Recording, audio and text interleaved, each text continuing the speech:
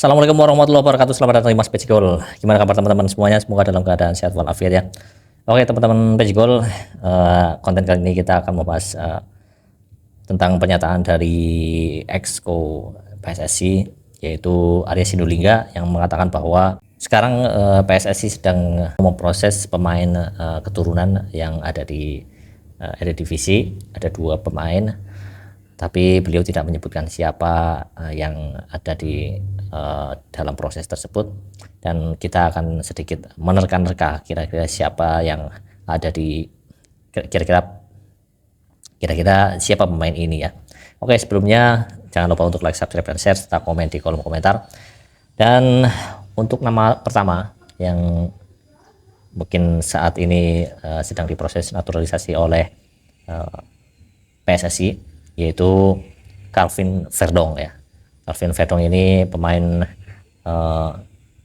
Nijmegen ya. Nijmegen berposisi sebagai bek kiri, dan juga dia bisa di gelandang kiri juga, bisa juga di sayap kiri, dia juga bisa di CM juga bisa ya, central midfielder juga bisa. Pemain berusia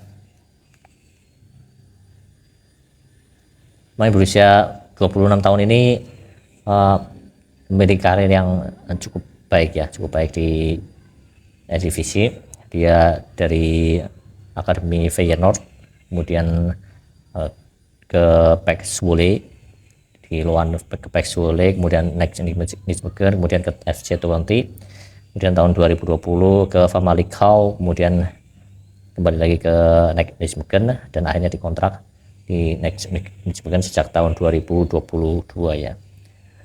Dia juga langganan timnas Belanda usia muda, dari U15, U16, U17, U18, U19, U20 sampai U21. Dia selalu dipanggil oleh timnas Belanda. Dan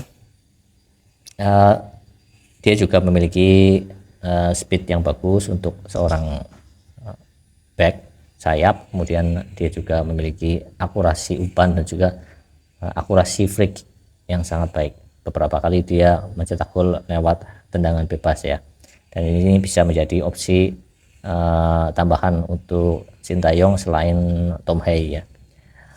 Oke, ini adalah Calvin Verdong yang kemarin juga langsung didatangi oleh Sintayong saat Sintayong mencari pemain-pemain di Eropa, dan salah satunya Calvin Verdong ini juga dikunjungi dan melihat langsung performa dari Calvin Verdong, dan Coach Sintayong tidak menampik bahwa memang penampilan Calvin Verdong sesuai dengan ekspektasinya, dan dia memang pemain yang sangat baik dan sangat bagus untuk timnas Indonesia ya.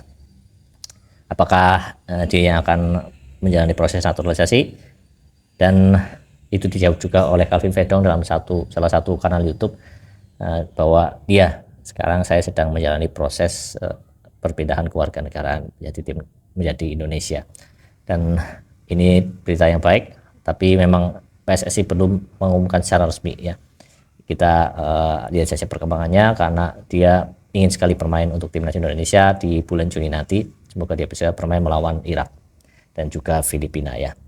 Oke, untuk pemain yang kedua yang mungkin saja sedang diproses kewarganegaraannya, oleh PSSI, yaitu Ole Roemeny ya. Ole Roemeny ini merupakan striker dari FC Utrecht ya. FC Utrecht sekarang dia sudah sekitar hampir 1 tahun ini ya bermain untuk FC Utrecht, setelah sebelumnya bermain di FC Emmen ya. Dan di FC Emmen ini dia bermain 45 kali dan mencetak 13 gol. Tapi di FC Utrecht ini dia baru mencetak 1 gol dari 13 kali penampilan ya. Dia merupakan produk dari Default dan juga Nijmegen tahun 2017 sampai tahun 2022, sama seperti Calvin Verdong ya, juga dia produk dari Nijmegen. Dan tinggi lumayan ideal untuk seorang striker, 185 cm, usia masih muda 23 tahun, dan dia juga langganan Belanda di kelompok usia ya, usia U15, U18, U19 dan juga U20.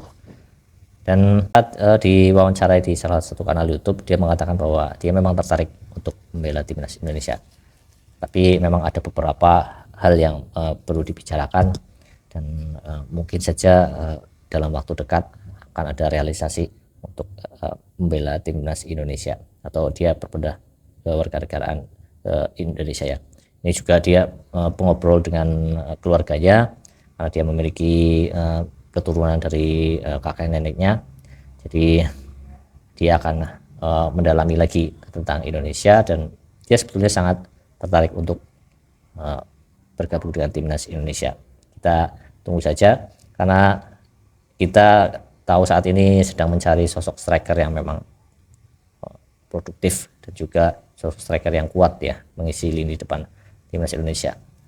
Yang sudah diisi, memang sudah diisi pemain-pemain seperti Ramadan Sananta, Rafael Strijk, Ragnar Rotbangun yang terbaru ya, dan juga Hoki Caraka yang paling muda.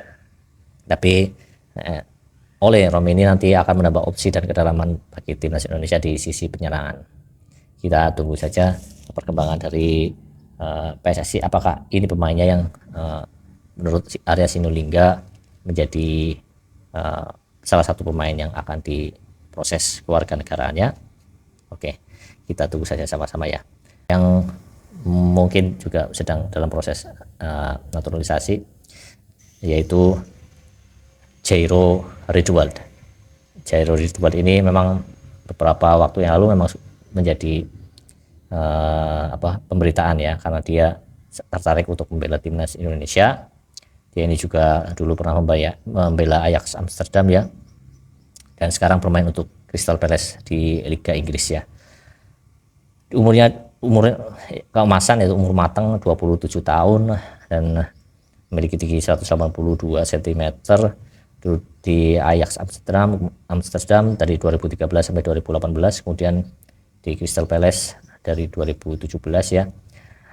Dan langganan juga untuk timnas Belanda usia 15, usia 16, U17, U19 dan U21 ya.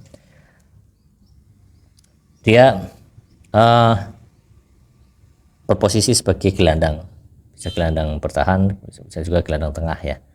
Dan ini sangat memang baik pemain ini, tendangan bebasnya juga cukup baik, kemudian dia memiliki tendangan kaki kanan yang sangat keras ya.